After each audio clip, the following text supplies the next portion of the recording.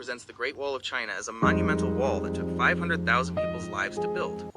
It says it took nearly 2,000 years to complete, bankrupting many empires and stretches across mountains, deserts, rivers, and even the sea. The video also discusses myths, connecting it to dragons and calling it the world's longest cemetery, and explores the reasons why it was built. It describes how people chose a king, fixed a border, and decided to build the wall, starting with Emperor Qin Shi Huang in 223 BCE, with many later empires continuing the work. Apparently, over 2 million people were forced to labor on it, including prisoners, working long hours in harsh conditions, often never returning home, and many died from sickness or starvation. The construction used bricks roughly 4 times larger than modern bricks, with granite foundations, sticky rice mortar, and featured watchtowers, small holes for weapons, and secret tunnels. The video concludes by noting that, despite its size, it was still breached by conquerors like Genghis Khan. Did I cover everything you...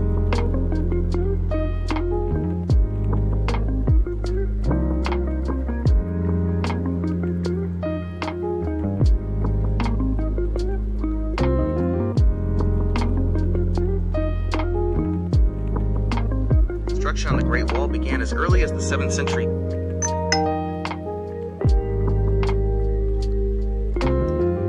BC and continued until the 17th century AD. To round out your breakdown, here is the timeline of the major phases that shaped the wall into the 21,196 kilometer, 13,171 mile marvel it is today. 3. How long did it take? The timeline. The Warring States period, 770 to 221 BC. The very first sections were actually separate walls built by rival states like Qi, Yan, and Zhao to protect their own borders from one another and from northern nomads. The Qin Dynasty, 221 to 206 BC. After unifying China, the first Emperor Qin Shi Huang ordered that these separate walls be connected. This was the birth of the Great Wall, though most of this early rammed earth structure has since eroded. The Han Dynasty, 206 BC to 220 AD.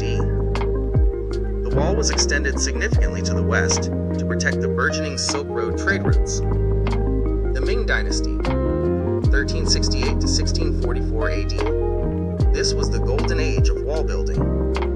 Fearing a Mongol resurgence, the Ming emperors built the most sophisticated, durable, and recognizable sections using the brick and stone methods you mentioned. A few mind-blowing facts to finish your breakdown. It's not a straight line. The wall is actually a collection of walls, trenches, and natural barriers, like mountains and rivers.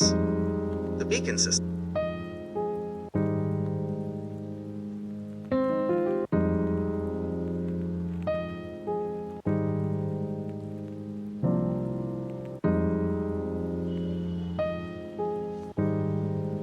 The Great Wall of China is a subject so vast that we could spend hours discussing its engineering, but since you are looking for a deep dive that lasts about 5 to 6 minutes in speech, we should focus on the human and engineering cost, the strategic military logic, and its modern legacy.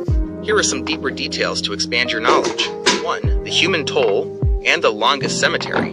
While we admire the bricks and mortar today, the human cost was staggering. Historical estimates suggest that over 1 million people died during its construction over various dynasties. The labor force. It wasn't just professional builders. The workforce was a mix of frontier soldiers, forced peasants, and even criminals who were sentenced to wall building as a form of hard labor. The myth of the dead. There is a famous legend that bodies were buried inside the wall to make it stronger. While that's a myth, human remains would actually weaken the structure. Many workers were buried in the trenches nearby, earning the wall its somber nickname. 2. The defensive system, more than just a wall. Many people think of the wall as a simple fence, but it was a comprehensive military system. Watchtowers. There are over 25,000 watchtowers along the wall. They were spaced precisely so that guards could see the next tower. If an enemy was spotted, they used a sophisticated signal system. 1 smoke column meant 100 enemies, 2 meant 500, and so on. Garrisons. Behind the wall, there were entire hidden cities and barracks where soldiers lived with their families. This ensured that the empire had a standing army ready to defend the border at a moment's notice. The one-way gate. The gates were designed to be bottlenecks. It was very easy for the Chinese to send troops out, but nearly impossible for a massive Mongol cavalry to charge in without being picked off by archers from above. 3. The engineering of the Ming Dynasty. We mentioned the sticky rice mortar, which which is fascinating. Chemically, the amylopectin in the rice created a tight bond with the calcium carbonate in the lime. Earthquake resistance. This organic-inorganic hybrid mortar is so strong that even today, in many sections, weeds cannot grow between the bricks, and the structures have survived major earthquakes that leveled modern buildings. Standardization. The Ming Dynasty was one of the first to use industrial standardization. They stamped the name of the brickmaker and the date on each brick. If a section of the wall collapsed, the emperor knew exactly who to blame, and the punishment was often death. 4. Why it failed and why it succeeded. Historians often debate if the wall was actually effective. The failures. It didn't stop the Mongols, Genghis Khan, or the Manchus. In most cases, the wall wasn't breached by force. It was bypassed because someone on the inside was bribed to open a gate. The successes. It was incredibly effective at stopping small-scale raids. Before the wall, nomadic tribes could ride in, steal cattle, and disappear in a single night.